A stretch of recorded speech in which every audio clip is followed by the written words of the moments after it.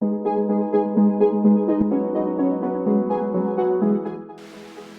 everybody! Today will be a great day because you will know about the most important sites in Spain that have been named as World Heritage. So, be ready to learn some Spanish and enjoy your trip. Just to start with some basic Spanish, bienvenidos a bordo de nuestro sightseeing through Spain. The first thing is to know what World Heritage means. They are amazing places all around the world, full of nature, history, and sometimes legend. For example, the Agnone in Agnone. We are visiting 7 World Heritage from Spain. These incredible sites are the Teide, La Laguna, the Whistle from La Gomera, the Agnone National Park, Santiago Compostela Way, Córdoba Cathedral, and the Alhambra.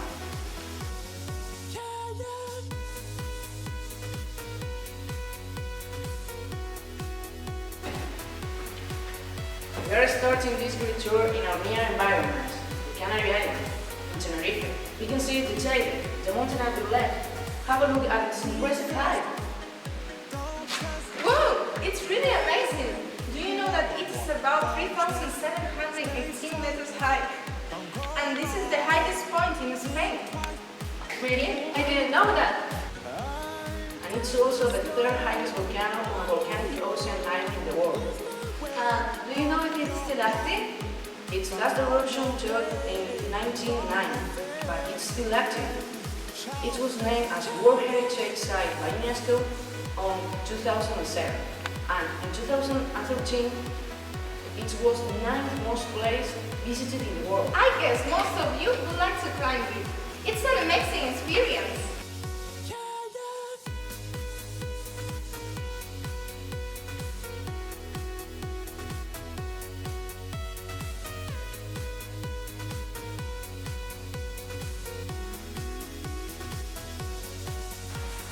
And without noticing it, we have arrived to another place in Tenerife, La Laguna. Look at those beautiful, typical Canarian capsules. Do you know that this kind of city structure provided the model for many colonial towns in America? And can you guess now why it has often been called the Florence of the Canary Islands? Yes, I know that. It is called this way because it has a large number of churches and convents here, besides its whole town and its historic buildings. Yes, that's it.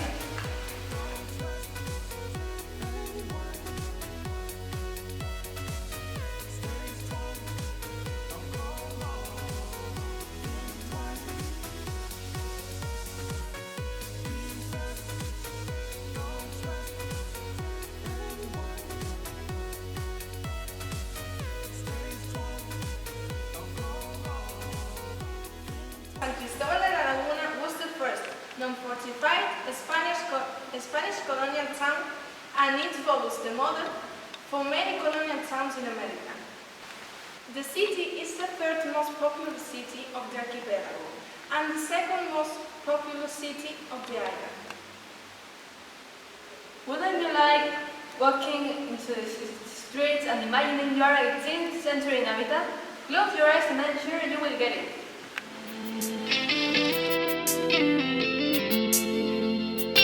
It's been a long time, baby. Yeah. All I want is you. Yeah, that's right. It's pretty simple. Yeah.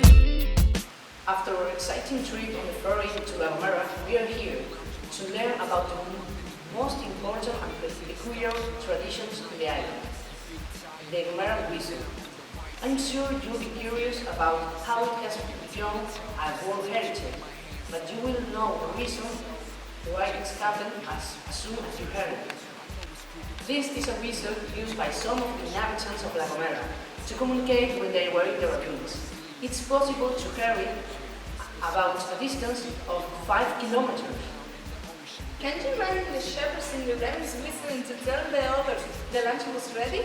I can almost see them. For this reason, it was declared as a masterpiece of the oral and intangible heritage of humanity by UNESCO in 2009. The whistle was adapted to Spanish during Spanish settlement in the 16th century and widely spoken throughout the period into the next 17th century. Let's listen to some Roman whistles, and why not practicing some sounds?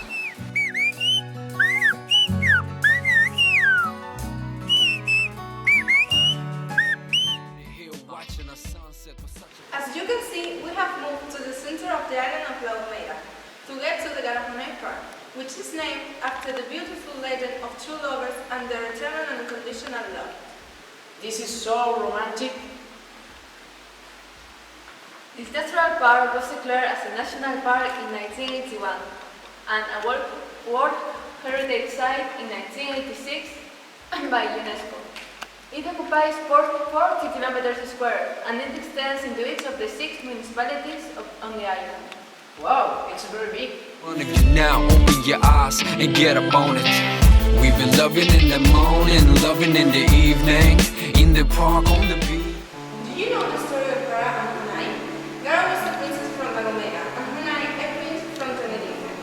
They immediately fell in love the first time they saw each other, but their destinies were apart, as every time they were together, the volcano erupted. So they were condemned to live apart, but they didn't want to do this, and they sailed together to the highest point on the island. But their parents followed them, and as they felt cornered, they decided to commit suicide together. And the spot is named after the rock formation of Agnone.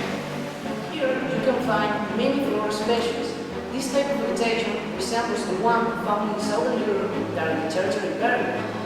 Some 450 species have been recorded, of which 81 are endemic to the archipelago. Now I can see why it was named a World Heritage.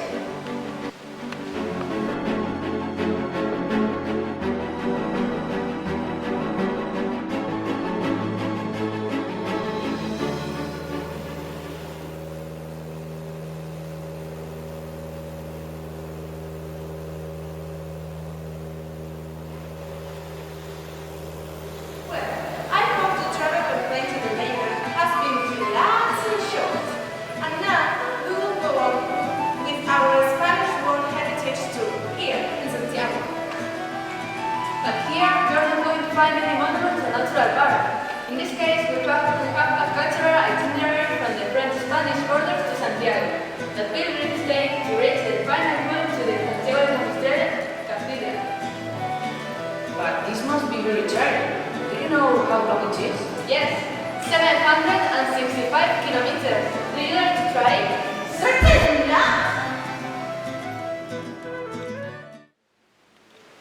Santiago de Compostela was proclaimed the first European cultural itinerary by the Council of Europe in 1987. There are 1,800 buildings along the road, both religious and secular, most of them of great historic interest.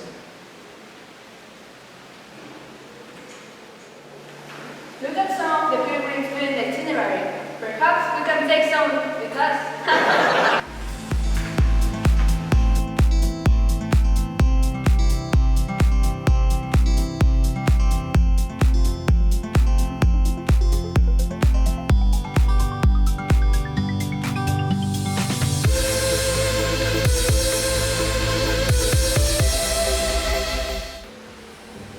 Our tour goes now to a hotel place in the mainland, Córdoba, a lovely place in the south of Spain.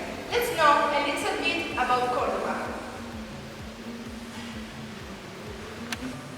After the Moorish conquest in the 8th century, palace and public buildings were built in the historical center of Córdoba to compete with the splendors of Damascus, Baghdad, and Constantinople.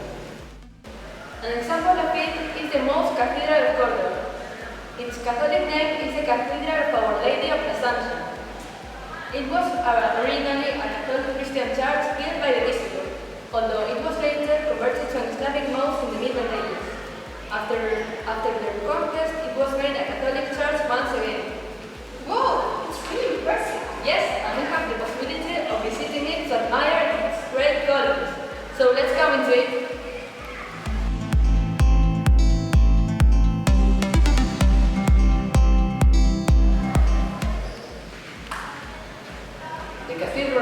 regarded as one of the most accomplished monuments of Moorish architecture. Since the early 2000s, Spanish Muslims have developed the Roman Catholic Church to break it down. A great example of tolerance among people. Well done! And the last stop for our tour will be in another great place in the south of Spain, La Lanta, in Granada. You are wondering how this Greek building was built here. Well, it was originally constructed as a small fortress in 889.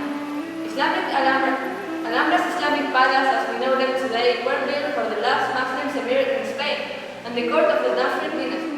And after the conquest of Granada by Isabel and Fernando, the Catholic monarchs, in 1492, some portions were used by Christian monarchs. Have you seen the beautiful gardens? They are the perfect place to rest after such an interesting tour of this beautiful country. Yes, it's been fantastic. What do you think?